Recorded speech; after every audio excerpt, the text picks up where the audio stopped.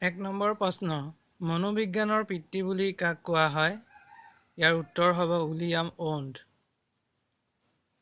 ২ number প্ৰশ্ন, শিক্ষা মনোবিজ্ঞানৰ পিতৃ বুলি কাক কোৱা হয়?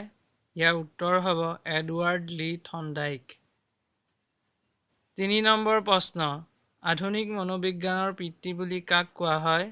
উত্তৰ উইলিয়াম জেমছ। ৪ নম্বৰ প্ৰশ্ন, মনোবিশ্লেষণৰ পিতৃ বুলি কাক কোৱা হয়? উত্তৰ ছিগমণ্ড ফ্ৰইড।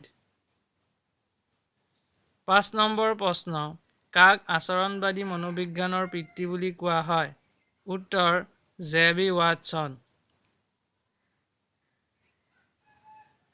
৬ নম্বৰ প্ৰশ্ন, মনোবিজ্ঞানে আত্মাৰ বিষয়ে অধ্যয়ন কৰে, কোনে কৈছিল? ইয়াৰ উত্তৰ হ'ব এৰিষ্টটল আৰু প্লেটোৱে কৈছিল। ৭ নম্বৰ, কোনে কৈশোৰকালক ধুমুহা আৰু উৎপীড়নৰ সময় বুলি কৈছিল? ইয়াৰ উত্তৰ হ'ব ষ্টেনলি হলে। ৮ নম্বৰ প্ৰশ্ন, বক্তৃতা পদ্ধতি কোনে আগবঢ়াইছিল? উত্তৰ এৰিষ্টটলে।